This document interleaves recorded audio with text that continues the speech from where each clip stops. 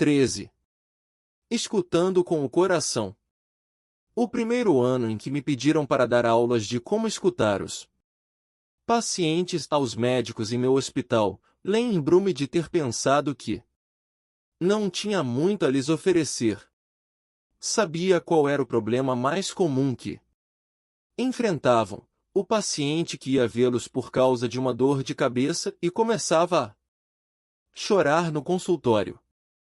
Sabia que esses jovens médicos podiam se sentir muito mal quando uma mãe de 5 filhos, inesperadamente, anunciava, lavada em lágrimas, que seu marido a tinha deixado.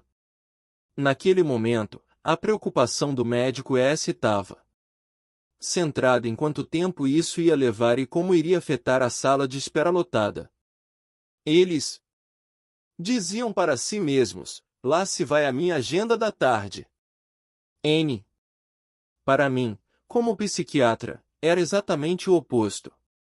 Quando um paciente começava a chorar, sabia que estava no rumo certo. Por ele estar tomado de emoção, sabia que estávamos chegando à verdade. Tudo o que tínhamos a fazer era seguir a trilha que o paciente acabará de abrir. Mas, de novo, como psiquiatra, eu estava em uma situação inteiramente diferente da de meus colegas. As consultas deles duravam de 10 a 15 minutos, as minhas não. Terminavam antes de 30 minutos, e geralmente, duravam 1 hora ou mais. Os métodos de comunicação que eu tinha aprendido: escuta atenta e passiva, pontuada de ou fale-me mais a respeito de sua mãe, extraíam considerações profusas. Isso era bom para mim, mas era incompatível com a agenda apertada de um cirurgião, de um cardiologista ou de um clínico geral ocupado. Escalaram-me para dar o curso gerenciando pacientes difíceis como parte de minha carga acadêmica. Tinha de descobrir alguma coisa mais útil para ensinar a meus colegas do que ou um inclinar de cabeça. Também queria que fosse algo mais humano do que mandar rapidinho os pacientes para casa com uma receita de Prozac no bolso. E não poderia durar mais do que 10 minutos. Nunca se aprende tanto sobre um assunto como quando se tem de ensiná-lo a alguém. Enquanto pesquisava, descobri o trabalho de Marian R. Stewart, Ph.D., e Joseph A. Lieberman, terceira, M.D., M.R.H., psicólogo e clínico geral que lecionava na Universidade de Medicina e Odontologia da Escola de Medicina Robert Wood Johnson, em Nova Jersey. Eles filmaram dezenas de consultas com médicos que eram muito apreciados por seus pacientes, assim como outras com médicos que eram muito menos valorizados. Com base nesses filmes, destilaram a essência do que ajudava a transformar um elo humano forte numa técnica fácil de aprender. 1. Como muitos outros, ensinei esse método durante anos. Minha maior surpresa foi descobrir que ele era bom para todo mundo, para minha família, para os meus amigos e até para os meus colegas, quando eles estavam passando por uma fase ruim. Aquelas pessoas não estavam me consultando como psiquiatra. Eu não estava necessariamente disponível, nem sempre tinha o desejo para passar 1 hora relembrando os detalhes minuciosos de sua história. Com eles, eu também tinha de descobrir o jeito mais humano e eficaz de fazer contato e de ajudá-los a se sentir melhor, em 10 minutos. O método da Dr. Stewart e do Dr. Lieberman pode melhorar nossa capacidade de nos relacionar uns com os outros, e, assim, de nos sentirmos melhor em relação a nós mesmos, sem que precisemos ser psiquiatras. Podemos usá-lo para nos aproximar das pessoas que são importantes para nós, o cônjuge, os pais, os filhos, Ao fazê-lo, fortalecemos nossos relacionamentos.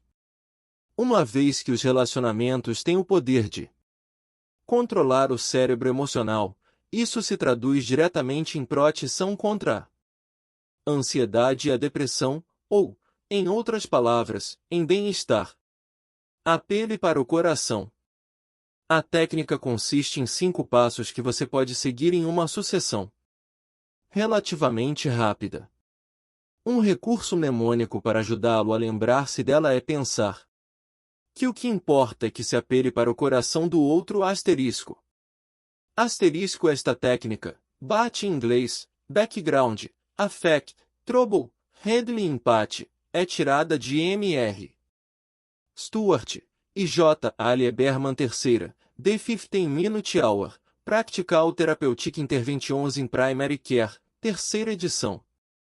Filadélfia, Saunders, 2002. H. de histórico. Para se ligar a alguém que esteja sofrendo, você deve, obviamente, descobrir primeiro o que aconteceu, o que acarretou tamanha dor. Isso será descrito na resposta à sua pergunta: o que lhe aconteceu? O que Adrat Stuart e o Dr. Lieberman descobriram é que não é preciso entrar em detalhes, de fato, deve-se fazer exatamente o oposto. O importante é pegar o espírito do que aconteceu ao escutar com o mínimo de interrupções possível durante 2 minutos. Mas não muito mais. Se 2 minutos não lhe parecem muito, você se surpreenderá ao saber que, em média, um médico interrompe seu paciente depois de apenas 18 segundos. 2. Ainda assim, conceder apenas 2 minutos também tem um propósito. Se você deixar que a pessoa fale durante muito tempo, ela poderá se perder em detalhes e você corre o risco de nunca chegar ao X da questão. Essenciais, afinal de contas, não são os fatos, mas os sentimentos. Assim, você tem de ir logo para o segundo passo, que é muito mais importante. Há de afetar, a questão que você deve levantar rapidamente é: e como isso faz você se sentir? Pode parecer artificial ou constrangedoramente óbvio, mas você vai se espantar com o que aprenderá. Ensinei esse método a clínicos gerais em Kosovo, depois dos horrores da guerra de 1999. Um dia, um de meus estagiários estava atendendo a uma mulher que se queixava de constantes dores de cabeça, nas costas e nas mãos, assim como de falta de sono e perda de peso. O pobre coitado correu os olhos pela longa lista de todos os diagnósticos possíveis que podem ser achados em uma enciclopédia médica, de sífilis a esclerose múltipla. Soprei em seu ouvido para que ele simplesmente lhe perguntasse: o que aconteceu com você? Em poucos segundos ela explicou que não tinha notícias do marido, raptado pela milícia sérvia meses antes. Ela achava que ele estava morto. Provavelmente não tinha mais ninguém a quem contar isso, uma vez que histórias assim se tornaram triviais. Podemos muito bem imaginar o que ela devia estar sentindo. O médico estagiário hesitou em dar o próximo passo. Parecia óbvio demais. Perguntar sobre os sentimentos daquela mulher parecia quase um insulto. Apesar disso, dei-lhe a maior força: e como você se sente a respeito disso agora? Naquele momento, a mulher finalmente soltou as lágrimas: estou aterrorizada. Doutor, aterrorizada. Ele pegou em seu braço e deixou que ela chorasse um pouco. Ela tinha muito a chorar. Então o jovem prosseguiu para o passo mais importante de todos. P de problema. A melhor maneira de evitar se afogar na emoção é mergulhar fundo, até o pior lugar, até a raiz do sofrimento. E o único lugar do qual podemos dar aquele impulso que nos trará de volta à superfície. Novamente, a questão parece até indecente, considerando o sofrimento que tal experiência implica. Porém, é a mais eficaz de todas as perguntas, e o que a incomoda. Mas agora, não saber o que dizer às crianças, respondeu a mulher sem hesitar. Eu sabia há muito tempo que isso podia acontecer. Meu marido e eu falávamos disso frequentemente. Mas as crianças, o que posso fazer pelas crianças? Ela foi tomada de soluços ainda mais fortes. Sua resposta não era exatamente a que eu esperava, quando ela falou de seu terror depois de ter perdido o marido. Mas era óbvio que todas as suas emoções estavam centradas nos filhos. Se não tivéssemos perguntado, jamais teríamos adivinhado. Essa pergunta é mágica porque ajuda a concentrar a mente da pessoa que está sofrendo. Ela pode começar a pôr as ideias em ordem ao redor daquilo que dói mais. Se não, deixada por si só, sua mente, nossa mente, teria uma tendência a fragmentar-se e a se sentir esmagada. Já senti o poderoso efeito dessa interação eu mesmo. Estava vivendo um período difícil após o fim de um relacionamento muito importante em minha vida. Passava todas as noites sozinho, tomado de uma tristeza profunda em todo o meu corpo. Mas não chorei, eu nunca chorava. Como muitos homens a aprenderam a fazer, eu rangi os dentes e seguia em frente. A vida não tinha acabado porque meu coração estava partido. Sempre havia muito o que fazer. Uma noite, uma amiga telefonou para saber como eu estava. Eu não gostava de ficar me estendendo sobre um assunto porque isso não resolve nada. Mas essa amiga era professora de pediatria e estava familiarizada com a importância do HAPLAL. Coração de alguém que estivesse sofrendo. Quando ela perguntou o que mais me preocupava, de repente vi a imagem do meu filho ante meus olhos, meu filho, que tinha vindo me ajudar na mudança para o meu novo apartamento. Eu o vi em casa, triste e vulnerável, provavelmente rangendo os dentes também. E eu não estava lá para ajudá-lo. Naquele momento, me dissolvi em lágrimas, literalmente. Toda aquela tristeza não expressa tinha, de repente, sido canalizada para onde deveria ter sido, desde o início. Para as lágrimas e soluços que tomaram conta de mim. A represa tinha estourado. Depois de alguns minutos, já me sentia bem melhor.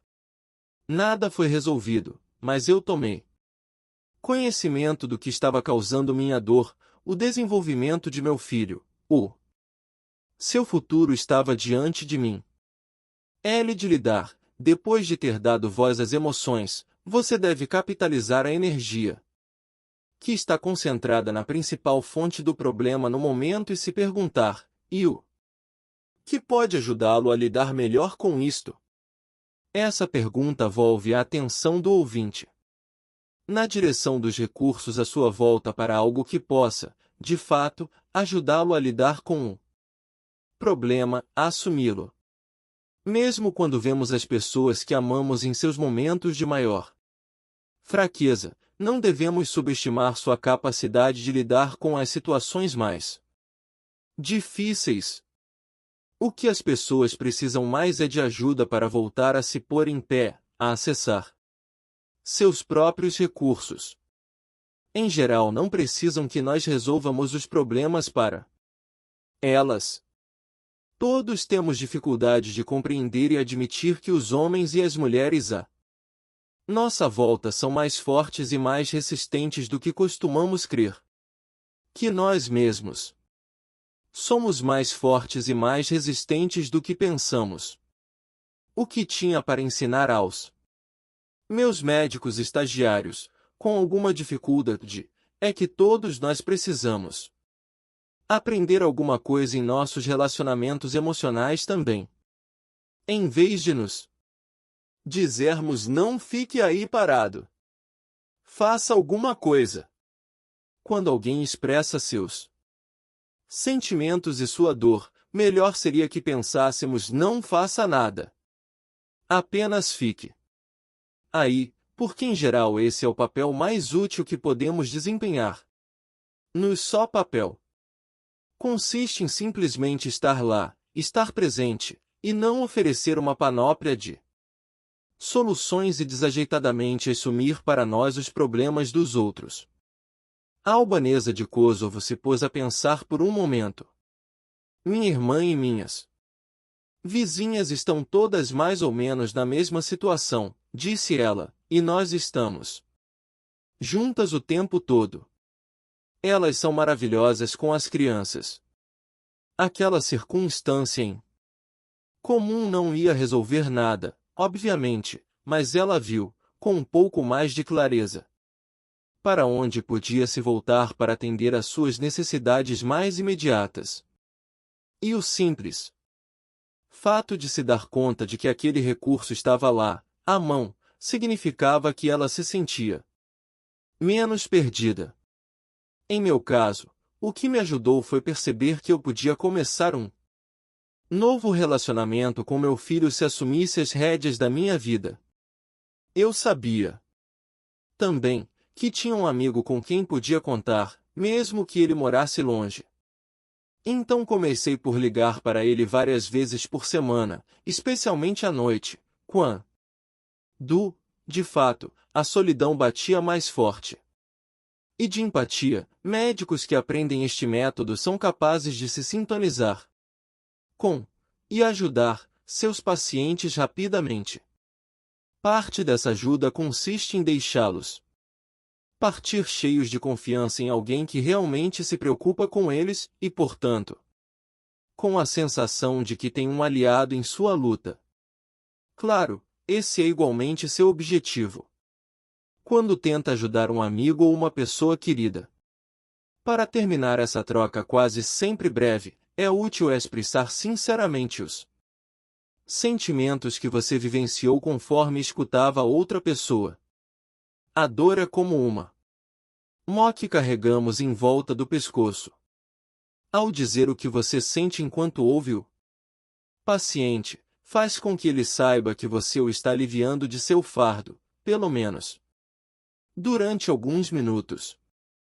No final, ele irá partir sozinho, novamente com seu fardo pesado, mas, por causa daqueles poucos minutos em que o carregamos com ele, se sentirá um pouco menos solitário em sua jornada e um pouco menos desanimado. Geralmente, umas poucas palavras simples bastam. Isso deve ser difícil para você. Ou eu também me senti triste, enquanto o escutava. Eu sinto muito que isso tenha lhe acontecido. 3. As crianças que correm para a mãe quando se machucam sabem como essas palavras são importantes, muito mais do que os adultos. Obviamente, sua mãe não pode fazer nada para sua dor sumir. Ela não é médica nem enfermeira. Mas não é só a dor que precisa ser aliviada, é a solidão, mais do que qualquer outra coisa. Adultos também precisam se sentir menos solitários quando sofrem asterisco. Nossa paciente em Kosovo não se curou depois de 15 minutos no consultório médico, mas se sentiu mais forte e muito menos solitária. Quanto ao seu médico, sentiu-se mais eficaz do que se simplesmente tivesse exigido uma bateria de testes e receitado uma batelada de remédios inúteis. Ele, como todos os kosovares que conheci lá, quer albanianos, quer sérvios, tinha sofrido muito e suas emoções estavam quase tão em frangalhos quanto aquelas da mulher que deixava seu consultório. Contudo, enquanto o observava, tive a impressão de que ele estava se sentindo melhor também. Parecia mais relaxado, mais seguro de si. Era como se aquela breve troca tivesse ajudado os dois a crescer, como se tivesse dado de volta a ambos um pouco de dignidade. Ao se relacionar com ela, ao lhe mostrar um pouco de sua humanidade, ele cuidara de si mesmo. É assim que nosso cérebro emocional se desenvolve, em trocas bem-sucedidas. Como esta, mesmo que elas não nos curem instantaneamente. O cérebro emocional. Asterisco gostaria de agradecer a Raquel Naomi, M.D., por chamar a atenção para esta distinção entre dor e solidão em seu maravilhoso livro, Kitchen Table Wisdom, Riverside Books, 1997. Ganha confiança em nossa habilidade de nos relacionar com outros e de sermos regulados por ela, como deve ser. E essa confiança nos protege da ansiedade e da depressão. Angela fala com sua mãe. Psiquiatras e psicanalistas geralmente não se dão conta das técnicas de comunicação que vimos discutindo. Eles acham que se trata apenas de bom senso, nada que valha a pena ser pesquisado ou ensinado. E verdade, elas deveriam ser decorrentes do bom senso, mas como estudos feitos com médicos praticantes demonstram, e ao contrário da opinião de Descartes a respeito do assunto, o bom senso não costuma ser muito bom, a miúde, ele não é um atributo tão bem distribuído assim.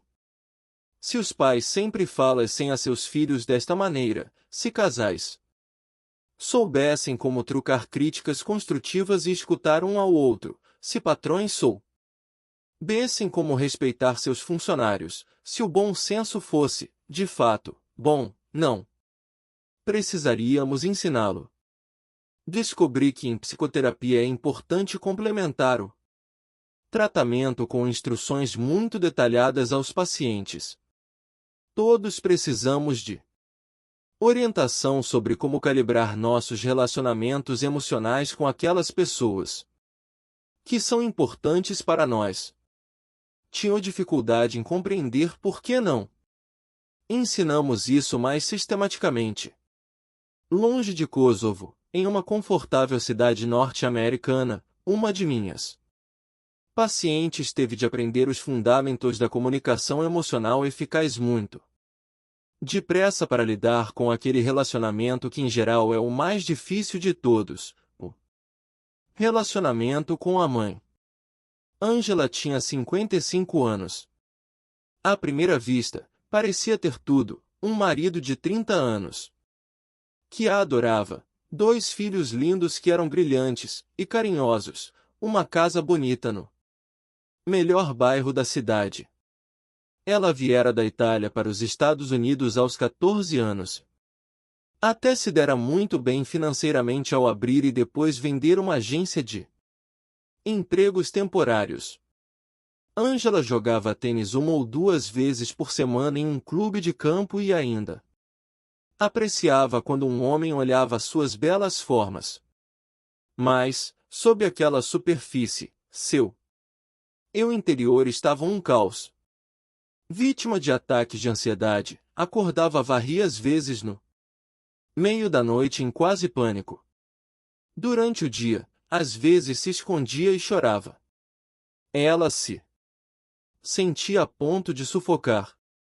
Seu médico finalmente lhe receitou um ansiolítico e um antidepressivo.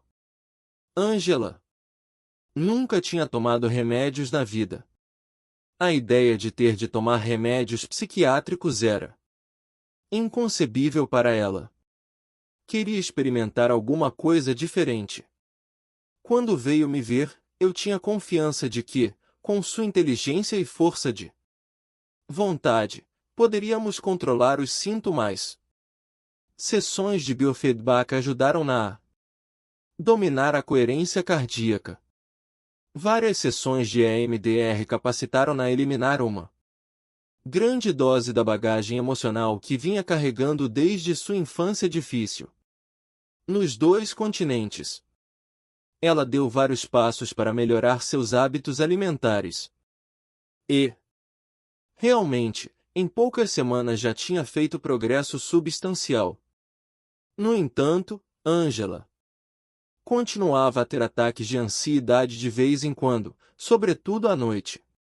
Ela não conseguirá se livrar de todo da sensação de sufocamento que ainda a perseguia. Ocasionalmente, quando ela acordava de manhã. Quando revimos o problema, dei-me conta de que ela não tinha contado toda a verdade sobre a violência de seu relacionamento emocional com sua mãe, Marcela. Após a morte de seu terceiro marido, a velha senhora tinha deixado Nápoles e viera viver com Angela nos Estados Unidos. Por mais que queiramos encontrar uma saída fácil para gerenciá-los, não podemos agir como se relacionamentos emocionais extremamente dolorosos não existissem.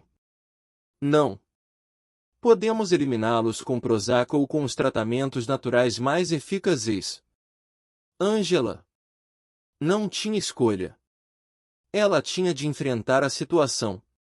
Desde que chegara aos Estados Unidos, Marcela tinha se recusado a aprender inglês ou tirar a carteira de motorista. Era óbvio que estava totalmente entediada. Interferir na vida da filha parecia ser seu passatempo favorito. Com notável inteligência, sabia exatamente como fazer Angela se sentir culpada enquanto dizia, o tempo todo, que não estava pedindo nada para si. E, o que quer que Angela fizesse, ou seja, quase tudo o que Marcela pedisse, nunca era o bastante ou nunca era o de que ela precisava.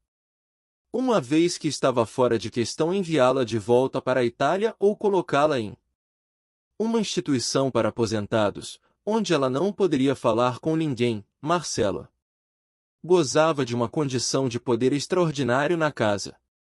Era preciso cuidar dela. Caso não o fizessem, tornava a vida de todo mundo difícil pelo simples fato de ficar emburrada. Angela já era capaz de dominar seu ritmo cardíaco quando sua mãe ameaçava dar um de seus golpes nela. E, graças ao EMDR, as disputas atuais não mais reacendiam a dor e a humilhação de punições físicas suportadas na infância. Ainda assim, continuou a aguentar insultos verbais e emocionais em sua própria casa. Sua cultura mediterrânea, que enfatizava a submissão aos pais, não a preparara para lidar com uma mãe tão difícil assim. Angela só começou a se sentir melhor quando concordou em, sistematicamente, assumir a responsabilidade pelo relacionamento emocionalmente volátil com sua mãe. Nós elaboramos uma lista das concessões que ela estaria disposta a fazer e os limites que queria estabelecer. Angela estava preparada para levar a mãe para almoçar e fazer compras 3 vezes por semana. Isso parecia demais para mim, mas cabia a ela definir o que achava aceitável. Angela queria paz em casa, durante 1 hora, todas as manhãs, depois que seu marido tivesse saído para trabalhar. Também queria 1 hora à tarde, depois que ele voltasse para casa. Ela não achava que sua mãe fosse parar de reclamar. Marcela sempre tinha falado daquela maneira e, aos 85 anos, era tarde demais para mudar. Por outro lado, Angela não mais toleraria as ameaças de violência física que sua mãe, por incrível que possa parecer, continuava a fazer. Com seu cartão de dicas Ftassen, ensaiamos a cena na qual ela explicaria as suas necessidades à mãe. Com minha ajuda, Angela escolher um lugar e 1 hora adequados para aquela conversa e a melhor maneira de introduzir o assunto. Mamãe, você sabe como é importante para mim que você seja feliz lá em casa e como respeito meu papel como sua filha. Há certas coisas sobre as quais precisamos conversar para ter certeza de que podemos viver em maior harmonia. Ela não conseguirá encontrar as palavras seguintes. Por fim, achou um jeito de descrever o comportamento que a incomodava, assim como suas próprias emoções e necessidades. 3 coisas me perturbam em sua atitude. Elas fazem com que eu não me sinta confortável com você. Como gostaria. Primeiro, quando você me interrompe em minhas atividades de manhã. Logo depois que Lucas sai, eu não me sinto capaz de fazer tudo de uma vez. E o momento em que organizo o meu dia. Preciso ficar sozinha 1 hora. Depois, quando você fica com a gente assim que Luca volume tá do escritório. Sinto-me frustrada por não ter um momento sequer antes que a família se reúna novamente à noite. Preciso de 1 hora. Sozinha com meu marido, quando ele chega em casa. Finalmente, quando você me diz coisas como eu vou lhe dar uma lição.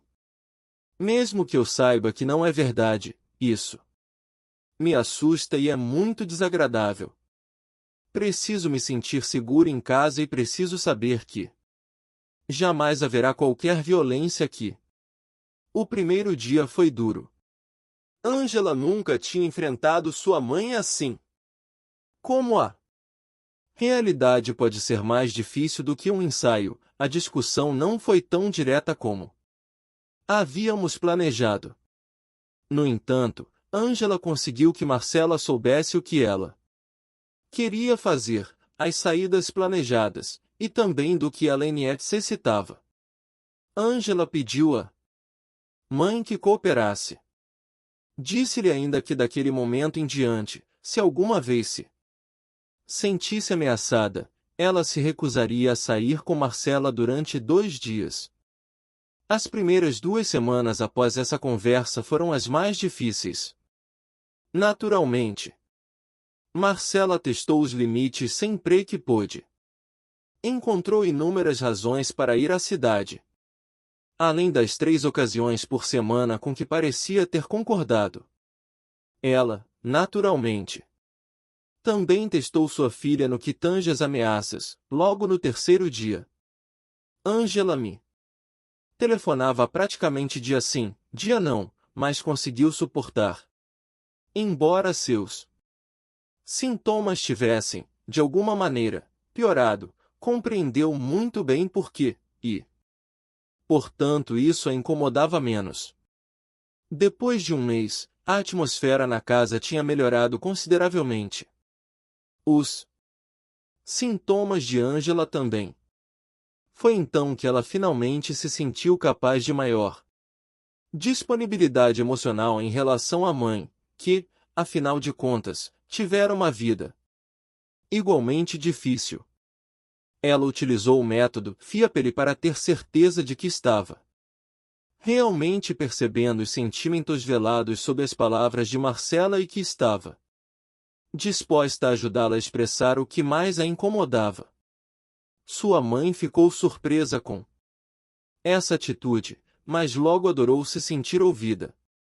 Conforme se sentia mais confortável com o fato de Angela escutá-la, abriu-se quanto à sua própria vida, longa e cheia de tumultos. Marcela contou histórias sobre a sua infância, em uma vila pobre da Sicília. Falou de seu primeiro casamento, aos 15 anos, com um alcoólatra violento. Descreveu como escapou de Nápoles escondida no compartimento de um barco. Dava um romance. Angela a apoiou o tempo todo enquanto ela lhe contava as histórias, fazendo sempre as mesmas perguntas. E como você se sentiu quando isso aconteceu? E qual foi a coisa mais difícil nisso tudo? E o que a ajudou a lidar com isso? Ela também disse: isso deve ter sido duro para você, mamãe. E Marcela continuou falando. Angela sentiu que, pela primeira vez na vida, sua mãe lhe impunha os aspectos mais importantes de seu passado. Ela jamais tinha falado a respeito desse assunto com tantos detalhes e emoção. De certa maneira, elas se sentiram mais unidas como havia Muito tempo não acontecia, talvez como nunca acontecerá. Ainda assim, a personalidade de Marcela, a despeito de toda aquela ligação, não tinha realmente mudado e talvez jamais mudasse. A diferença era que Ângela agora tinha a sensação de que estava no controle da própria vida novamente. Ela tinha um novo respeito por si mesma e era capaz de perceber que a mãe já a via com outros olhos. Faixa preta e além. A maestria na comunicação emocional não é alcançada em um dia ou em um mês, nem em um ano. Um iniciante em artes marciais começa com a faixa branca e termina com a faixa preta. Depois vêm os infindáveis refinamentos que levam aos títulos mais elevados chamados dans ou mestres. Mas não há mestre final. Você sempre pode melhorar. Para mim, a arte da comunicação emocional também é assim. Ela exige a maestria de uma energia interna que é provável leve uma vida inteira para ser perfeitamente refinada. Depois de anos analisando a questão, sem nenhum treinamento sistemático, é verdade, tenho a sensação de ser apenas um faixa marrom. Não obstante, já tenho experiência suficiente para me convencer de que é trágico passar pela vida sem se dedicar à tarefa fundamental de melhorar de forma contínua a própria comunicação emocional, mesmo que esse treinamento se prolongue indefinidamente. Mais uma razão para pormos a mão na massa agora. Adoro aquela história que uma vez ouvi sobre Colbert, o grande ministro de Luís XVI. A França estava precisando muito de barcos para enfrentar o poderio crescente da Inglaterra. Não havia faias suficientes para fazer mastros. Colbert mandou chamar os administradores florestais do rei e pediu-lhes que plantassem faiais. Mas, Vossa Excelência, responderam-lhe, são necessários 100 anos para que uma faia atinja a altura de um mastro. Oh, disse Colbert, nesse caso, temos de começar imediatamente. Felizmente, os benefícios da comunicação emocional podem ser sentidos muito antes disso. Jovens médicos que aprenderam este método perceberam uma diferença quase imediata em seu relacionamento com os pacientes e também na energia que economizavam no decurso de seu dia, geralmente longo e difícil.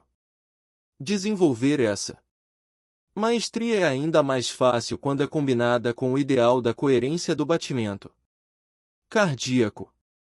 A coerência do ritmo cardíaco estabiliza o cérebro emocional, e isso parece nos tornar mais receptivos a nossos sentimentos, assim como aos sentimentos dos outros, nos ajuda a encontrar as palavras mais facilmente e a permanecer centrados em nossas intenções mais autênticas.